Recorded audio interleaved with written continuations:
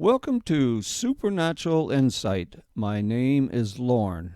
Today I'm dealing with a couple of important questions about the Bible.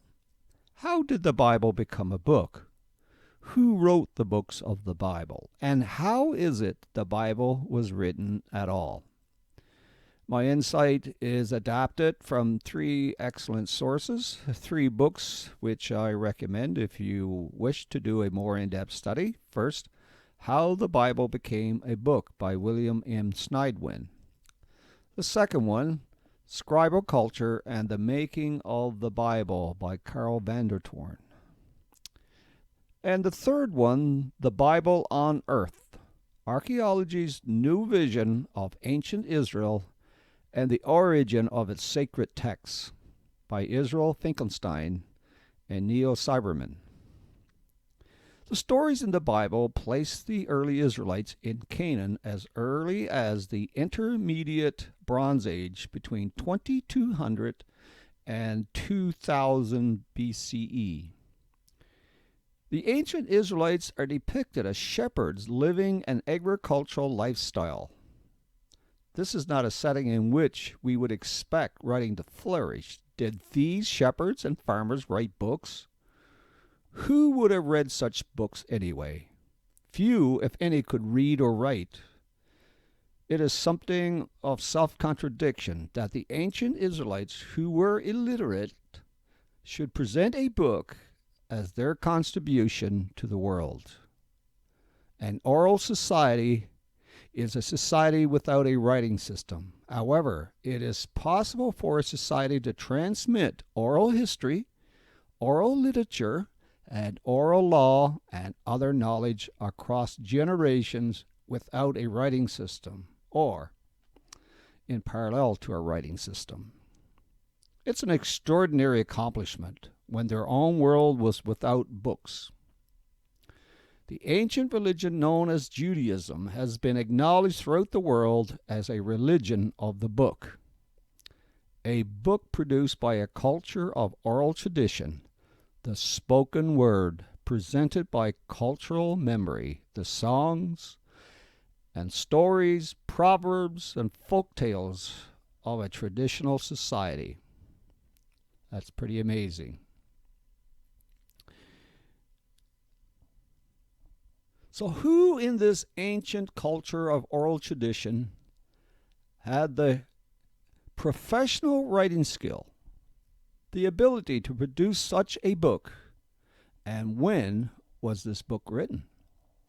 The social infrastructure necessary for the widespread use of writing in Israel would not begin to emerge until the late monarchy. Before this time, the beginnings of the Bible are to be found in oral literature and songs passed on from one generation to the next.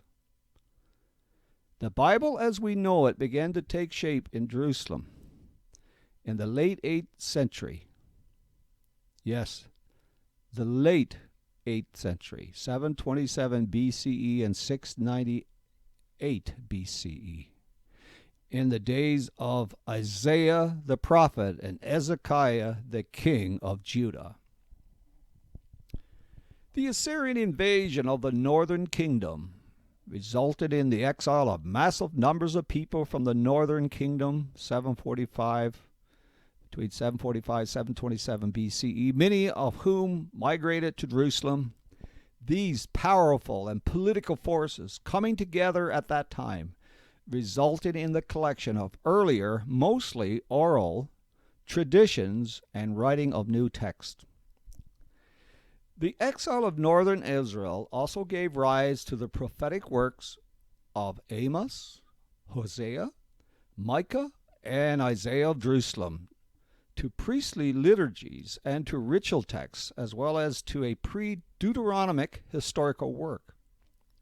The idealization of a golden age of David and Solomon also inspired the collection of wisdom, traditions, and poetry ascribed to these great kings.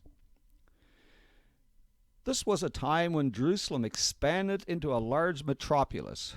The ferocity of the Assyrian Empire pressured rural populations to settle in the cities where they could find relative security. writing became a part of the urban bureaucracy as a political extension of growing royal power. These changes would be the catalyst for the collecting and composing of biblical literature. It was the dawn of the literature of the Bible. In reaction to the pace and scope of the changes brought to Judah from the outside, the 7th century leaders in Jerusalem, headed by King Josiah, between 609 and 639 BCE, a 16th generation descendant of King David, declares all traces of foreign worship to be cursed, and indeed the cause of Judah's current misfortunes. They embarked on a rigorous campaign of religious purification in the countryside, ordering the destruction of rural shrines, declaring them to be sources of evil. Jerusalem was recognized as the only legitimate place of worship.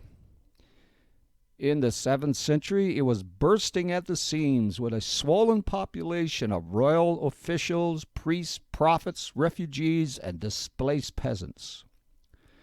When the sun set on the Assyrian Empire at the end of the 7th century BCE, the empire, rather than disappearing, passed to the Babylonians and later to the Persians and then to Alexander the Great. With the first campaign in 597 BCE and then again in 586 BCE, the Babylonian armies stormed into Judah, burned the city of Jerusalem and countryside, devastating the economy of the region. You can read of this event, this tragedy, in 2 Kings 24 and 2 Kings 25.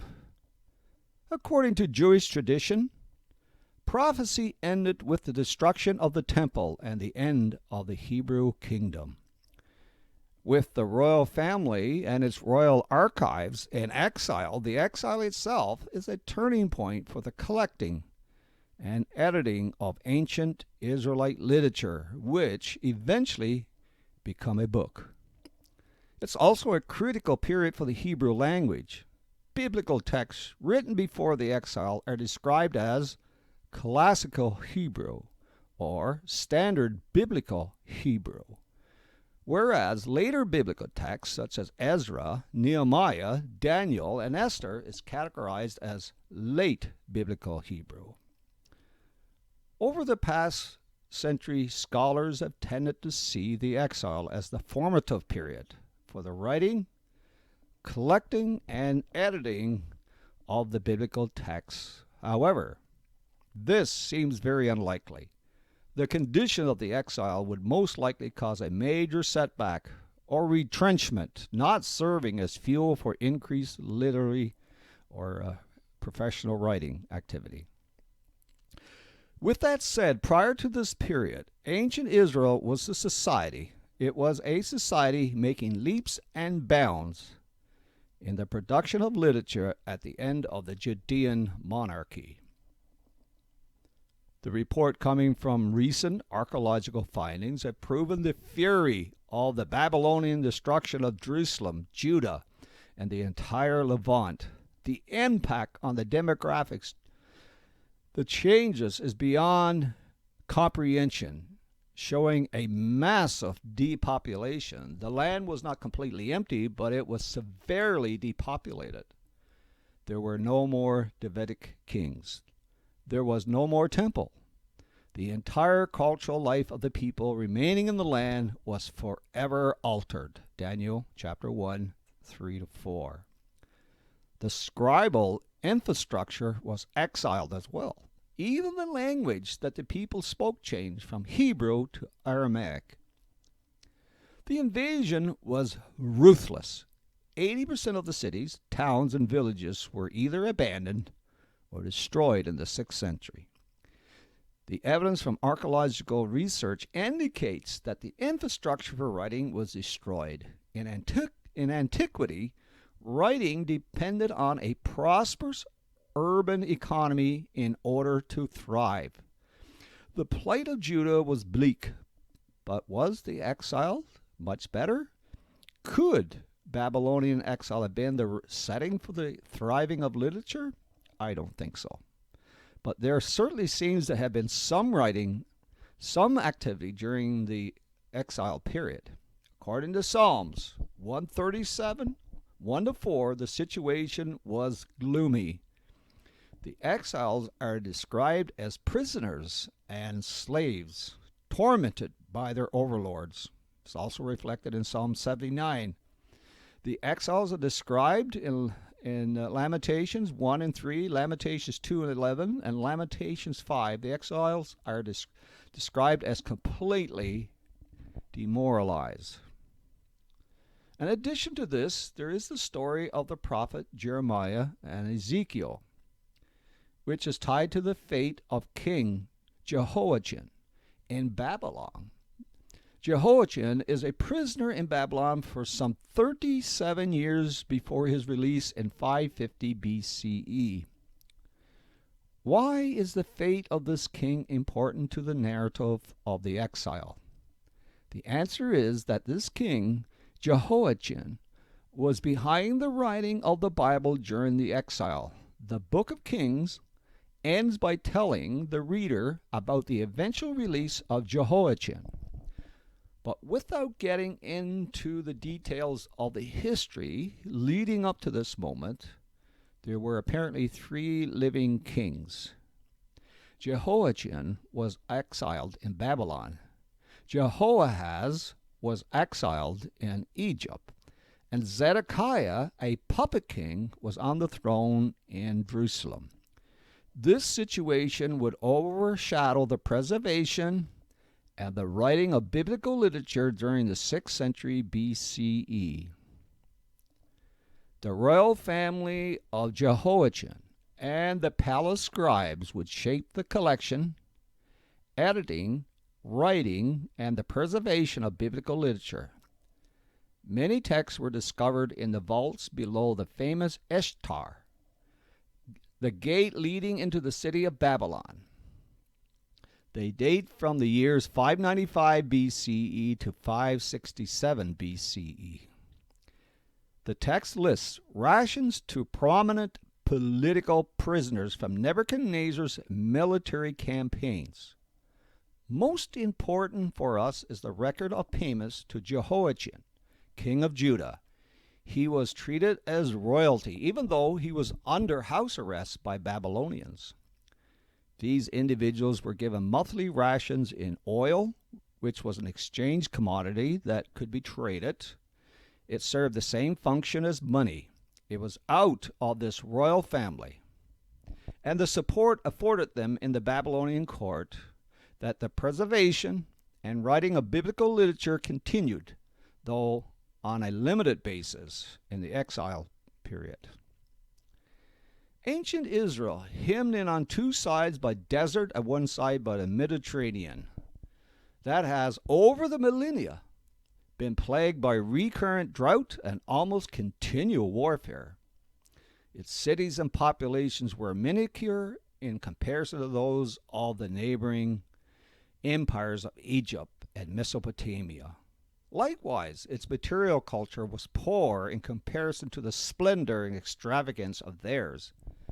And yet this land was the birthplace of a literary masterpiece that has exerted an unparalleled impact on world civilization as both sacred scripture and history. That's a pretty amazing accomplishment indeed. Now, we tend to read the Bible through the lens of modernity. To say it in another way, we read the Bible as if it came from a world of texts, books, and authors. Yet the Bible was written before there were books.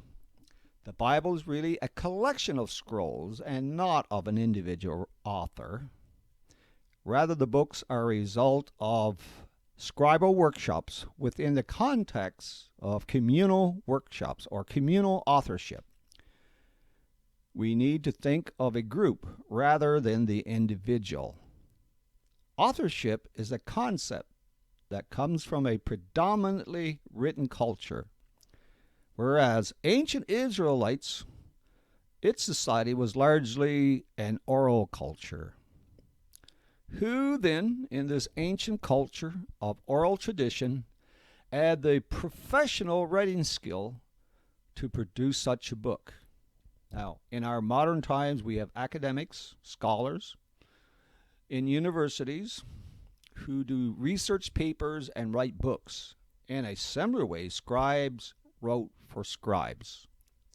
Their body of knowledge was accessible only through the oral instruction given by religious professors known as scribes. The text of the scribes was not of the general society. The Bible was born and studied in the workshop of the temple.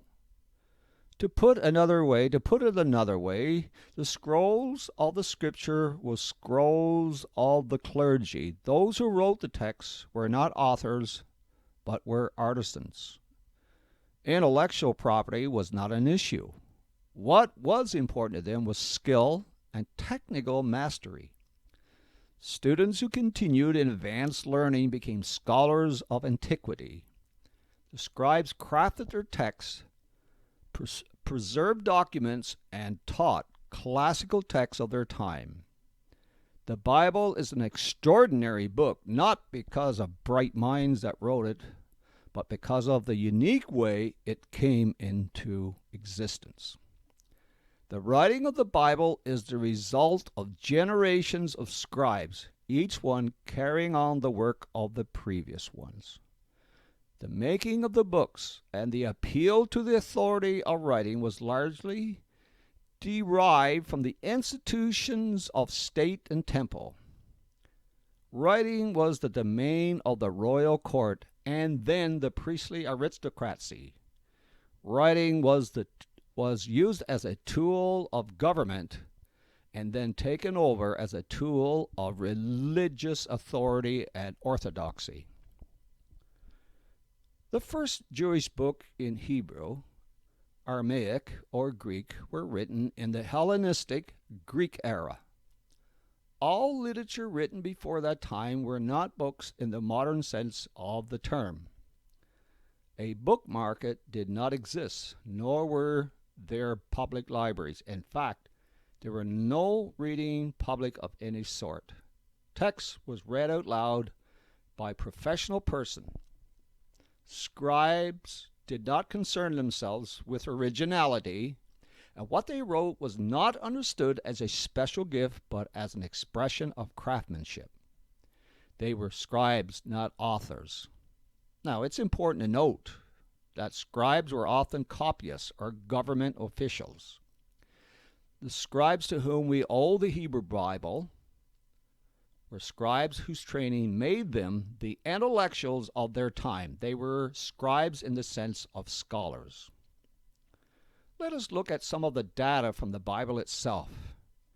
If we are going to piece together a picture of the Hebrew scribe, his identity must be approached in terms of their place in society and their institutional background. When Bible passage makes or speaks about their writers, the reference is usually to God or a prophet. The two places in the Bible which speaks of scribes as writers of the text are from the book of Jeremiah. The scribes are referred to as sages, who are motivated by prestige from their literature they have written. It says, "How can you say we are sages, and we possess the Torah of Yahweh? Surely the deceitful pen of the scribes has turned into a deception. The sages shall be put to shame, they shall be dismayed and caught, for they have rejected the word of Yahweh." So what kind of wisdom is theirs? You can read this in Jeremiah 8, verses 8 and 9. In this passage, the self-styled sages brag of their possession of the Torah of Yahweh. Clearly, the Torah is a written document. The author of the oracle whether the historical Jeremiah or the editor of this collected prophecy regarded this Torah as a deception or lie and denies its divine inspiration. The scribes proclaim the book to be a revelation because they refer to it as the Torah of Yahweh. As a source of authority, it has obviously supplanted the oral tradition, since those who claim themselves sages derive their wisdom from the possession of the written law, instead of boasting of their mastery of the oral lore of their profession. They exult in their access to a written text.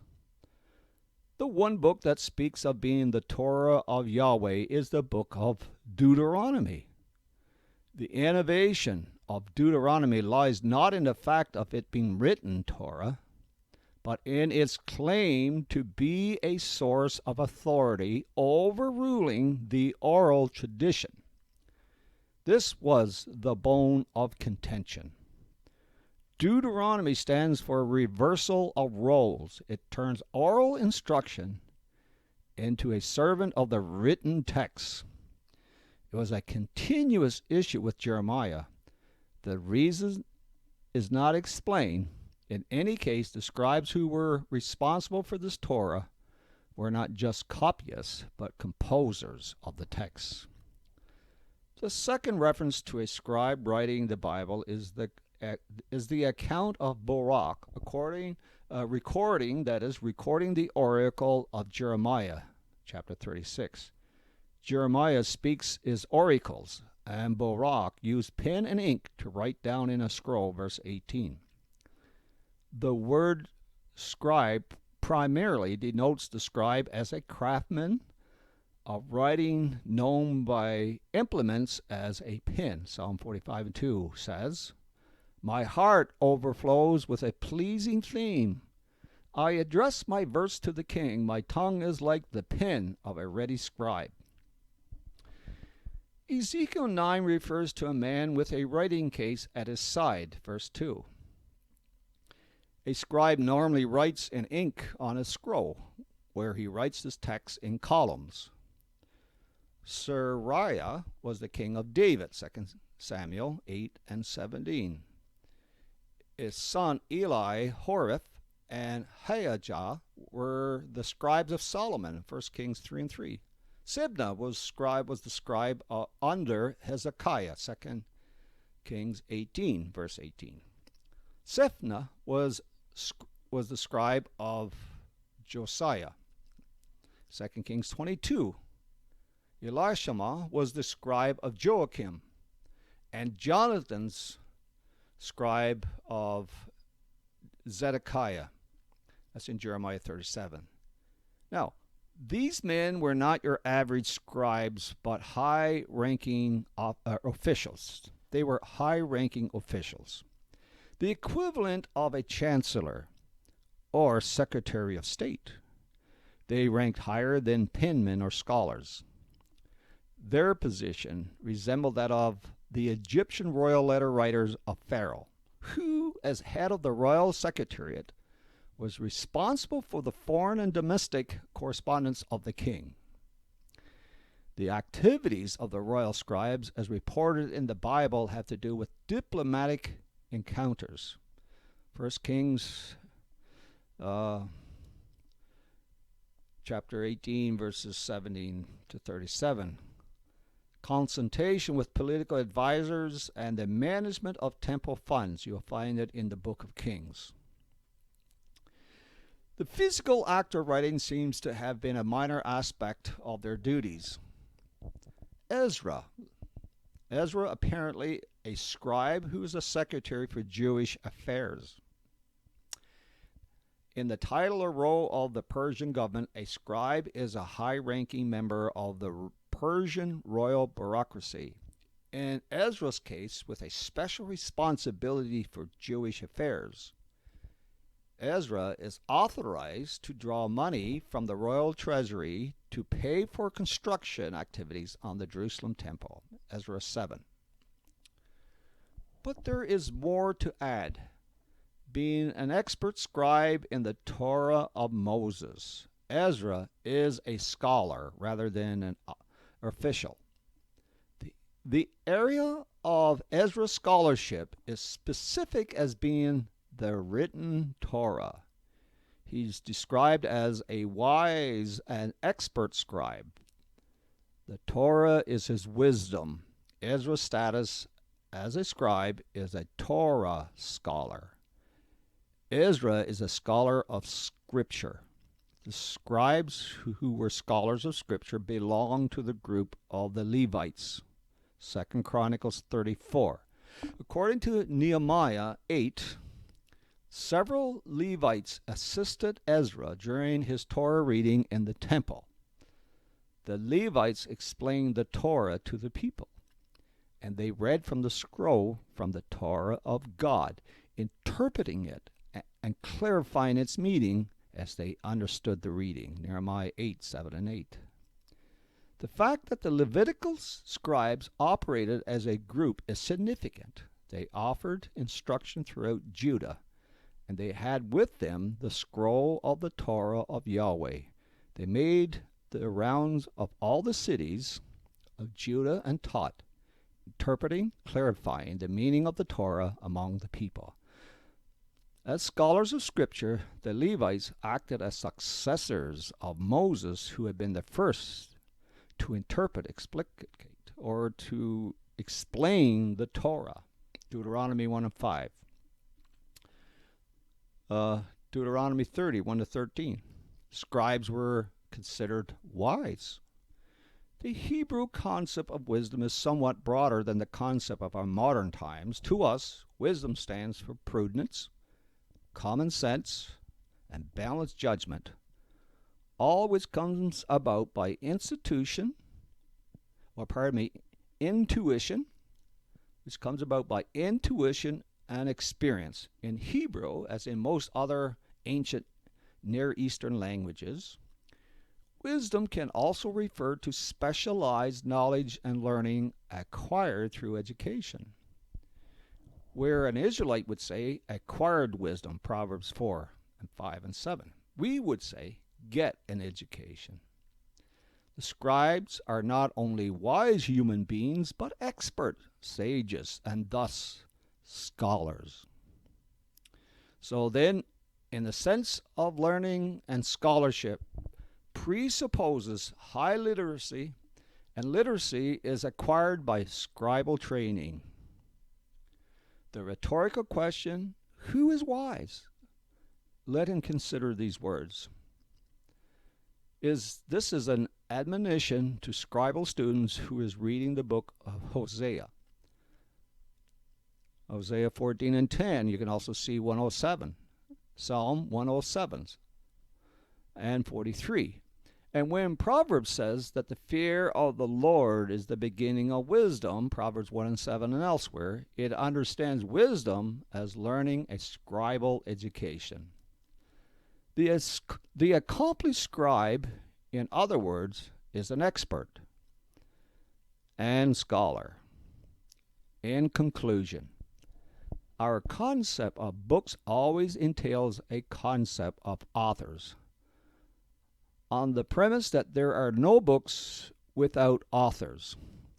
We therefore assume there must have been an author, or when the Bible is viewed as a collection of books, there is several authors. We must be careful not to approach the Bible with such notions based on modern concepts of authorships that spring from a culture of books. Most of the ancient texts are, for most part, anonymous. Text was often assigned to great figures from the past is a way to express their authority on the audience. Let me read that again. Text was often assigned to great figures from the past is a way to impress their authority on the audience. The real author remains anonymous. The bulk of the biblical literature does not carry the name of its author. None of the so-called historical books, Joshua, Judges, 1st and 2nd Samuel, First and Second Kings, First and Second Chronicles.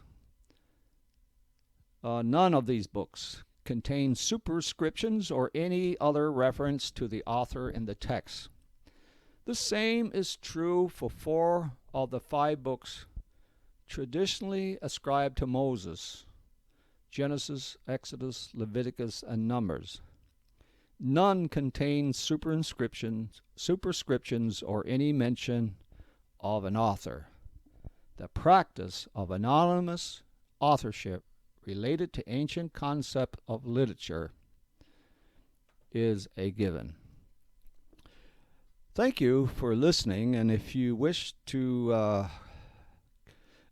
communicate, to express your thoughts in any way, please do so. You can do it through email. My email is my initials and name, lkandrews_1958 @hotmail.com. That is lkandrews_1958 @hotmail.com. Thank you.